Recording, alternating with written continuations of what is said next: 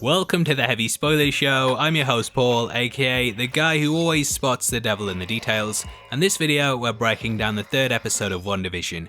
As Emil Blonsky once said, this is a whole new level of weird, and we ended last week with Wanda revealing that she was pregnant. Now, though in this episode she doesn't get an Ultron sound, having that? Clearly the children are a big focus of what's going on. In the first entry, we watched as Vision's boss, Mr. Hart, started hammering his hand whilst asking why the pair didn't have any kids. In the second episode, there was a big committee built towards doing things for them, and you'd have to be blind not to have the vision that it's clearly the children that they're after. Terrible puns. Anyway, because Wanda is able to alter reality, I believe that the true villains of the show had been trying their best to subliminally plant the idea in her head that she needed to have kids. We'll talk about how this ties into the overall plot and where things could be going later on, but after multiple watches of the first two episodes, I think it becomes clear that Wanda likely wandered into this town, was manipulated by Agnes, and then transformed the landscape into the sitcom show that we see. My editor Christian from Beyond Epic went through the old trailers and actually discovered a moment in which it looks like Monica is about to put her hand into a bubble, and we can see that from the outside it looks like the town is fine. This makes me believe that whoever is getting Wanda to do this doesn't want the rest of the world to know, and thus is making things seem like normal from the outside. This is clearly a metaphor that carries over to the show itself, as everything looks bright and bubbly in the sitcom world, but we know deep beneath the surface that something else is going on. Agnes clearly wants the kids, and if the theories about Mephisto, aka the devil being behind it all, are true, then he's likely engineered everything to get them. In the first two entries, there was of course a discussion between Agnes and Dottie in which they said the devil's in the detail, and that's not the only place he is. I've done that joke already. Now Vision also had a stick of big red gum, which could also be a nod to Satan himself. In the Loki trailer, there's also a moment in which we can see the devil in a stained glass window, so all the clues are pointing towards him being behind it all. Now this actually ties back to the comics themselves, as when Wanda fell pregnant, it was revealed that her babies were actually being used to carry the souls of demons. Though this is all just a fan theory for now, looking at not only the source material but also the clues and hints, it does seem to line up, let's be honest. Now though we don't know whether Hydra will be playing a part in this or not, the logo did feature in episode 2, and I just want to shout out at Hooligans Barry on Twitter for pointing out that the tentacles look like 666. Now that might be a reach, but if we take the symbolism of the logo and look at the sword one, it looks like a sword that's piercing through a bubble in order to burst it. The episode itself ends with a big reveal that we'll talk about later on in the video, but it's very clear that there are indeed people trying to investigate the truth of the matter. I think this highlights that their mission is to try and save Wanda from the bubble reality that she's trapped in, and that Mephisto and Agnes, or rather Agatha, will try and do what they can to stop this from happening. Hexagons appear throughout the series, especially in the credits, and they could highlight that the pair have been hexed. It's also possible that they could be hinting towards Wanda's own hex powers from the comics, as in the original work she was able to craft hex spears, bolts and more, so yeah, just tying the two things together. Now episode 3 itself pulls heavily from the 70s sitcom The Brady Bunch in both its style and decor. If you look back at old photographs of the Brady Bunch house, you'll see that they've clearly modelled not only the timber work from it, but also the way that the stairs align too. The similarities actually go beyond this as well, and if you're a fan of sitcoms in general, then you may have heard of something called Cousin Oliver syndrome. In the Brady Bunch, when ratings started to slip, the creative team behind the show actually brought in an extended member of the family called Cousin Oliver completely out of nowhere. They just made him up, I'm not even lying, he just popped up on set one day. Now Cousin Oliver syndrome basically refers to a show bringing in a cute character in order to try and boost viewership, and if we take that idea and apply it to WandaVision, then the pregnancy which popped out of nowhere could be making jabs at the motif. However, as we've discussed, it's clearly part of the plot, and is a smart way to not only pay homage to the stereotypes, but use them to advance the story. Now the Brady Bunch inspired opening and theme itself actually show a bit of a mistake in the makeup department. When Vision is on the swing, if you look closely at his shirt, you'll see that they didn't apply the makeup to his arm and his skin can be seen beneath the sleeve. Naughty naughty. I also kind of get the feeling that Vision himself subliminally knew that he was getting twins as he builds two swings and a seesaw, both of which can only be used by two children. But I grew up a single child. I'm just kidding, I've got a sister. Now, the pregnancy book he also reads looks very ominous, and it's almost occult in several ways due to the shadowy figure standing against the blood red background. The name is difficult to make out, but it appears to say Agnes. However, let me know if I'm wrong, as it goes by so quickly. The words in colour also appear, and this was actually seen as a big upgrade at the time in TV. The show itself has gone from black and white to being coloured, so this is also a nice little meta joke over how the series has transformed. Throughout the episode, we can also see that the camera techniques used have been massively upgraded over the last entry. In the prior episodes, most shots were static, whereas here they're far more dynamic, mimicking techniques that were adopted at the time.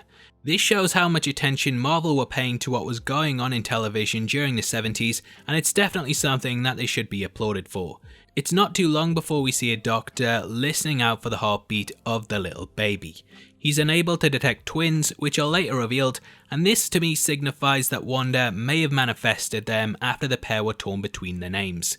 We learn that the Doctor himself is planning a trip to Bermuda, baby, and I'm sure you're well aware of the Bermuda Triangle. The area itself also has the nickname the Devil's Triangle, which could further tie back to Mephisto. It's a loosely defined location in which a number of aircrafts and ships are said to have disappeared under mysterious circumstances, and this of course is similar to how we know that the town has disappeared along with its occupants. The Doctor himself could have come in and vanished, similar to how Monica has, and therefore the idea of Bermuda is in the back of his mind, influencing his idea of escape. Now outside, I love how we see Ralph cutting a brick wall, and you may notice behind him that the background is painted on rather than being an actual field. He seems a bit lost in the illusion, and it is possible that this wall used to be a fence, which is why confusion comes over it. However, it is possible that he may be another character, which we'll talk about in just a bit. Now we see Vision demonstrate his super speed in catching a papaya, and this actually ties into the children that the pair had in the comics. Together they created Wiccan and Speed, two mutants blessed with incredible gifts, the latter of which was super speed.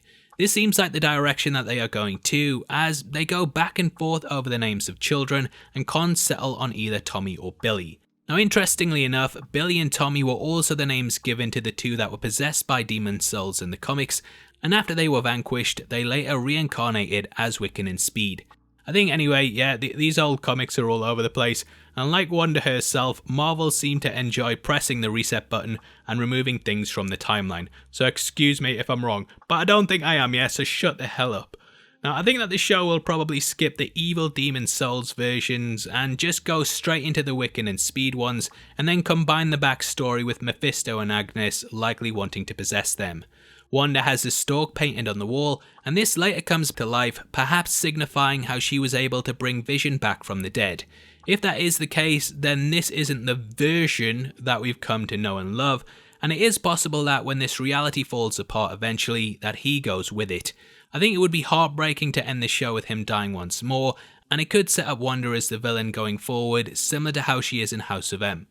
Well, I say villain, yeah, she's just a bit of a crazy mess. Now there's a cool, not slag her off, now there's a cool little cut to the neighbours, and we see a newspaper being read with the headline, 2 fire hydrants added on Maine. Similar to the last newspaper article, which was about a baby's first words, it's barely front page newsworthy and feels disconnected from anything with major consequences. We know that the snap and blip have happened on the outside world, and this not appearing anywhere shows how idyllic this reality is. There's a strange rumbling in the house, and this could actually be the agents of S.W.O.R.D. outside trying to infiltrate the reality or carry out experiments on it. Later, we do see spotlights shining on the location, and there is a bright beam that appears in the living room, perhaps linking the two together. Either way, it's clear that Wanda is controlling it all, and will do anything to keep up the illusion, and once more she rewinds time when Vision starts to question Westview and the reality that they live in. She did this last time with the Beekeeper and carries it out here, only this time we see things purely from Vision's perspective, and the jarring cut sort of snaps you out of questioning it. It's really quickly and smartly edited, and it's not too long before we stop guessing about things and just once more get sucked back into it. Now I did start to feel a lot of Truman Show vibes in this entry, especially as the characters on the whole seem to be completely unaware that they're part of a TV show. Anytime the illusion is almost broken, drastic measures are taken to reset things, and Vision's suit even looks very similar to the one that Jim Carrey wears in that movie. Now cut to the commercial, and this time we get some cool 70s cube effects. It's another nod to Hydra, but most importantly we see the man and woman return. Still, we have no idea who these are, and it is possible that they're actually Wanda's parents. They're always pulled into something that's heavily influenced her life, such as the Stark missiles or Hydra itself. They don't appear anywhere else in the show outside of this, and that could be because if Wanda actually came face to face with them, that it would break the reality much in the same way that the mention of Ultron does. I've also seen people say that they could be Mephisto and Death, and the line "find the goddess within" could indeed signify that.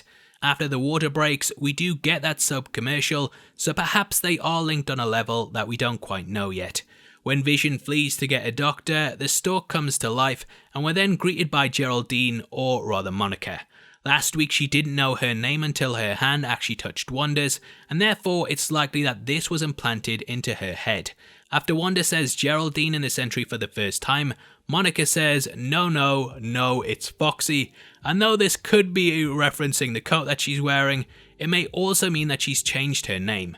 Foxy was a very popular name in the 70s, and it could be referencing Foxy Brown, which is a character that I think Monica's look is based upon. This week she seems very much a caricature, and it could also be a nod to how black people were portrayed more as stereotypes in sitcoms that featured predominantly white casts. Monica then goes on to tell the story of how she had a meeting with her temp boss, who we discover is called Mr. Haddock. Haddock is of course a fish, and they appear patterned on her pants, perhaps showing that people's subconscious in this reality affects the things around them. The Stalk then comes out, walks around the area, and Wanda tries to make it disappear with her red smoke powers, but she's unable to. Red smoke is of course a symbol of the devil, and it could also explain why the Stalk doesn't vanish. Now an interesting thing about Monica is that she has a sword necklace on, further tying back to her role on the outside. We do know that she's part of the organisation and was sent in to get her, and likely will report on the outside exactly what happened. Her necklace was also clearly brought on by her subconsciousness too, and yeah, I'm getting sick of saying that as well. Now, the weird thing about Vision is that he doesn't mind showing his super speed to the Doctor, and I don't really know why this doesn't cause further alarm. Either way, everyone seems to be distracted completely by the pregnancy, but it is something that stands out quite a lot in this episode. Now Wanda gives birth to 2 babies and notes that Tommy is strong, potentially hinting towards the powers that he could have. Another bambino pops out, and it's only when Monica looks over them that things really start to get weird.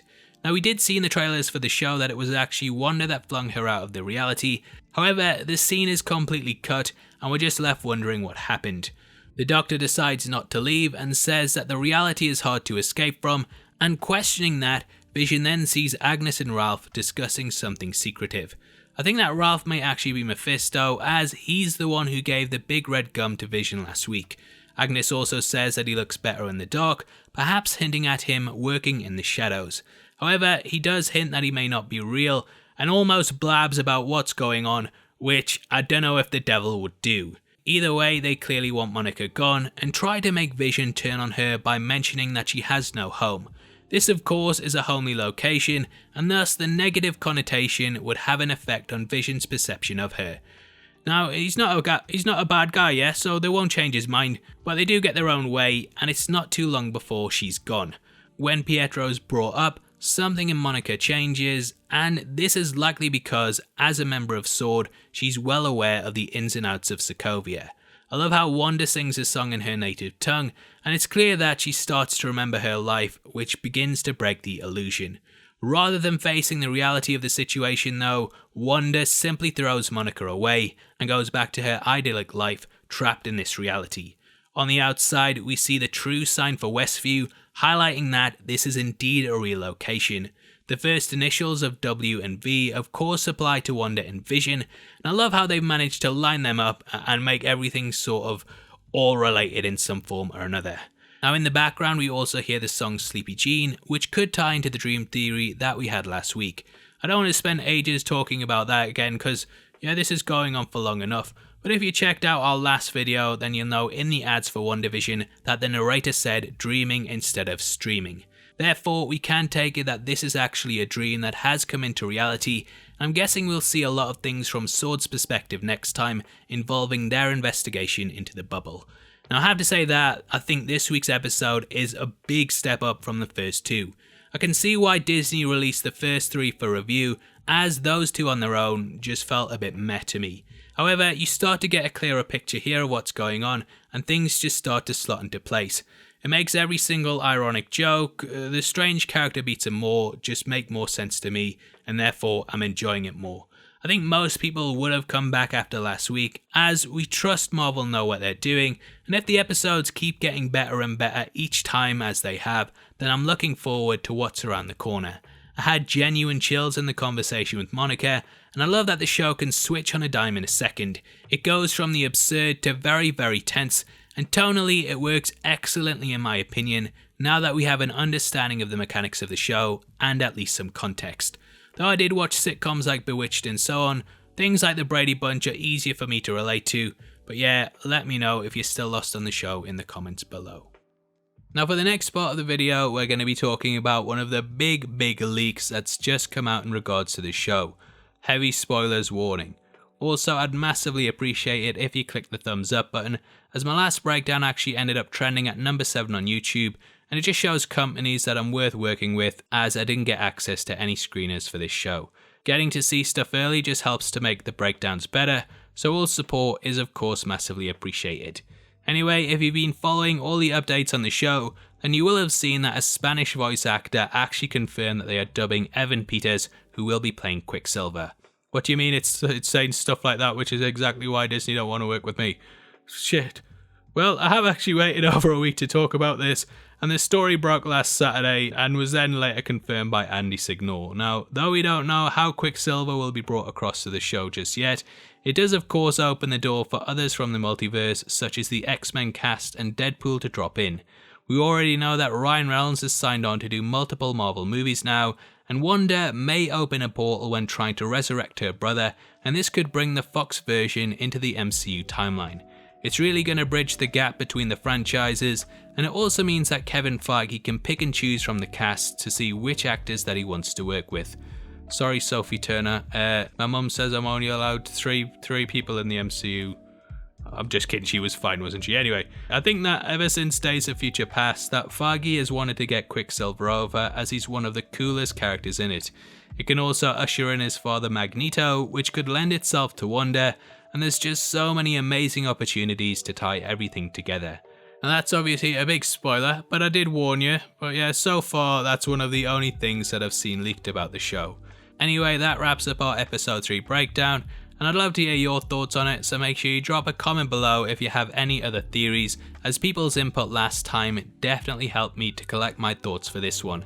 As a thank you for interacting with the video, you'll be entered into a prize draw on the 30th of January, in which we're giving away 3 copies of The Hobbit and Lord of the Rings 4K box sets to our subscribers.